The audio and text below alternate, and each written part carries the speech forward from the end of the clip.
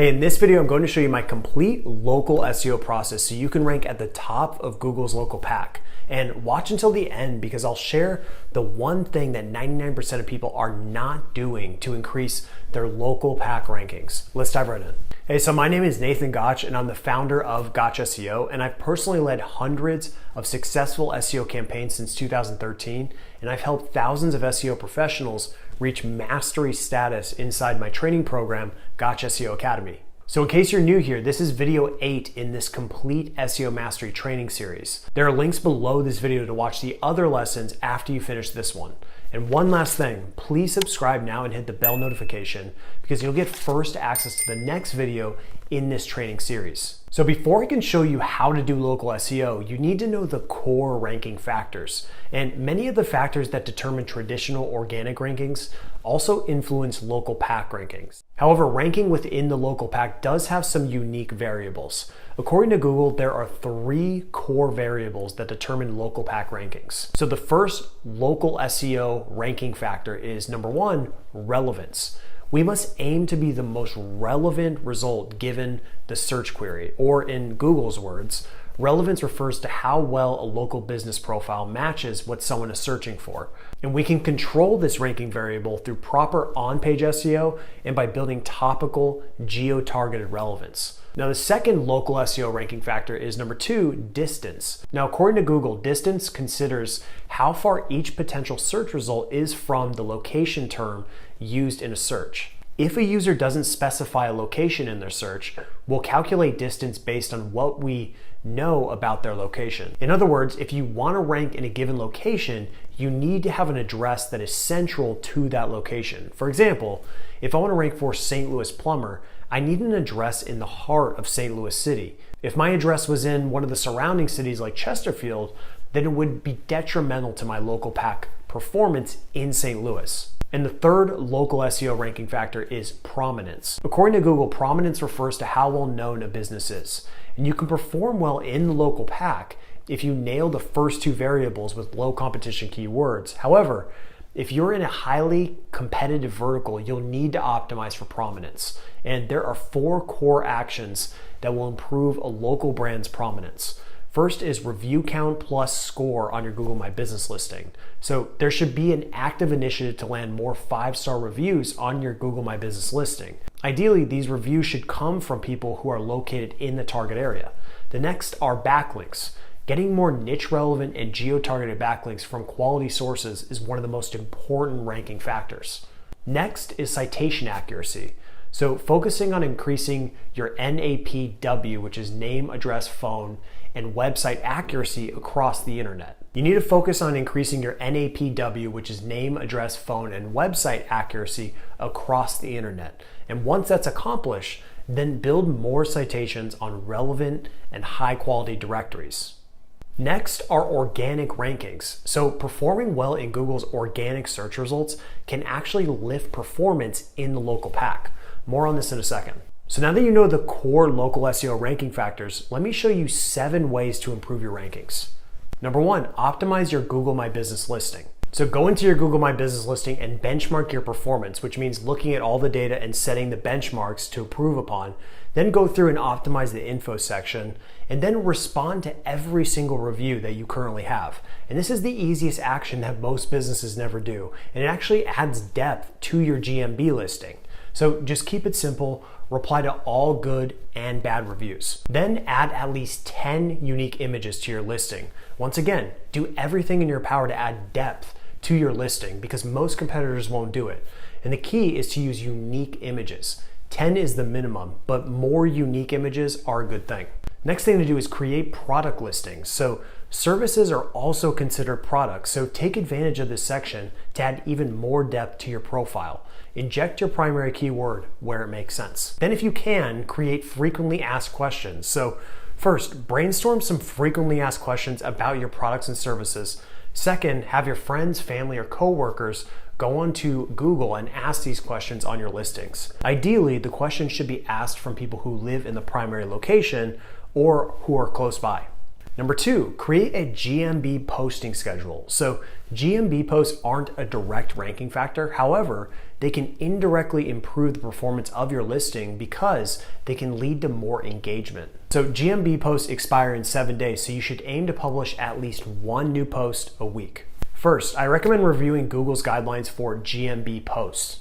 And this will make sure you don't violate any guidelines that could jeopardize your listing. Second, Google has a free tool you can use to create assets for your local business that's worth checking out. However, you should create content on your GMB that hits each part of the sales funnel. So at the top of the funnel, you might have blog posts, YouTube videos, or even podcast episodes. At the middle of the funnel, you might have webinars or white papers. And then at the bottom of the funnel, which are the most important pieces of content to produce, are going to be review posts, which is just simply reposting your Google My Business reviews, testimonials, case studies, company updates, local charity events that you're involved in, new products and services that you're launching, new team members that you've added, upcoming quarterly or annual promotions and sales, product or new feature launches, company updates, or annual holidays. The list goes on and on. Number 3, clean up your citations. So go to Semrush, click on local SEO, and go to their listing management tool. Then just enter your company name, and Semrush should populate the location and then run the scan. Semrush will then show you all of your existing listings and other opportunities that you're missing out on right now. Semrush also gives you the ability to clean up your listings, which I recommend taking advantage of because it's super time consuming. Number 4, get more reviews. Now, there's overwhelming evidence that reviews are critical to local SEO, but they're critical for business reasons as well. In fact, according to review trackers, 63% of consumers say that they are likely to check online reviews on Google before visiting a business. And more than 6 in 10 consumers look to Google for reviews. And lastly, customer reviews can increase conversions by 270%. So reviews are super important, and the first step to getting more reviews is to establish a target. So open up Google, enter your most important local keyword. In this example, I'll use St. Louis plumber. Now get the average total reviews for the top 3 competitors. This becomes your low-end review count target. Ideally, you should aim to beat whoever has the most reviews. Now the question is, how do you get more reviews? Well, the most obvious way is to do great work, and that will produce the most organic reviews. For example, in St. Louis, there's a local pizza place called Mello's that's only open 2 days a week, and I heard some hype about it and decided to give it a shot. Little did I know that this was literally the best pizza I've ever had, so I went out of my way to leave them a Google review praising it. And they didn't tell me to. I was inspired to leave a review because it was so incredible that I wanted other people to experience it. So what I just described is how you can generate reviews at scale. Now, the second way is to simply ask. So first, you'll need to generate a GMB review link. So go to the target GMB listing, click on Share Review Form, and copy the link. You can now send this link to your happiest clients. Here's a simple template that you can use. But at the end of the day, your review collection process needs to be a part of your company's culture and processes. Seek feedback from your customers and ask for reviews. That will put you ahead of most local businesses. Number 5, optimize your existing pages. So at the most basic level, your primary keyword should be in your URL, title, H1 tag, first sentence, and last sentence. But to take things up another notch, I recommend using Semrush's on-page SEO checker. So go to the on-page and tech SEO section, click on the on-page SEO checker, and start a new project. Click on import keywords and pages, and then select your preferred option. In this example, I'll use manually. Enter your target keyword and the exact keyword phrase you want to rank for, and then click collect ideas. Semrush will then show you how to optimize the target page from a strategy, content, semantic, technical, UX, and even link building perspective. So just make sure you benchmark your performance today and then execute on all of these recommendations. And in addition to that, you should also prominently place your address on the target page and use schema markup. There's some evidence that it may help to embed a Google map on the target page as well. Number 6 is create geo-targeted content. So creating content for local SEO is one of the most misunderstood topics of all, And at the end of the day, the best type of content to create will be topically and geo-targeted relevant. So my favorite method is to find ideas on the national level and then use them for inspiration for localized content. So for example, let's say I was trying to build topical relevance for a St. Louis plumber. I'd go into Semrush, go to the keyword overview tool, and enter a broad topic like plumbing.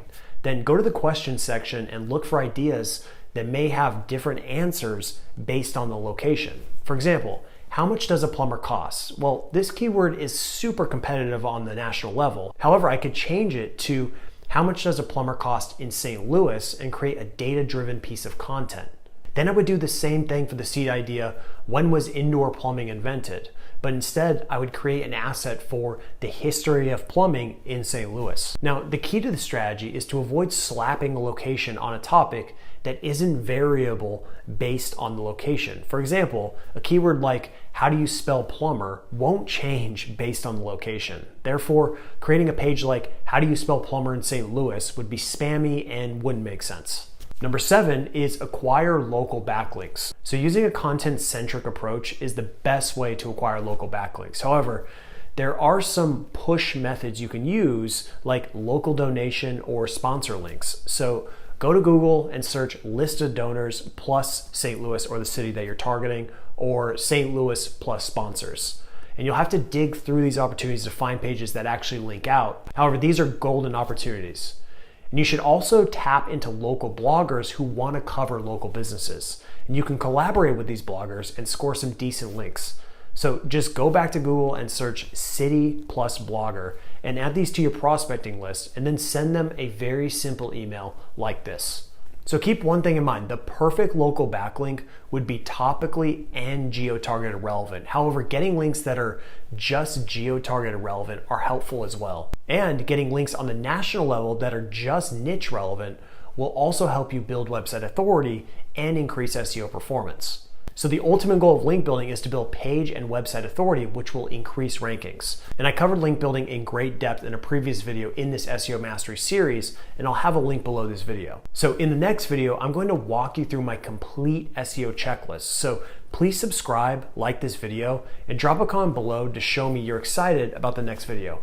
Thank you so much for watching, and I'll see you in the next one.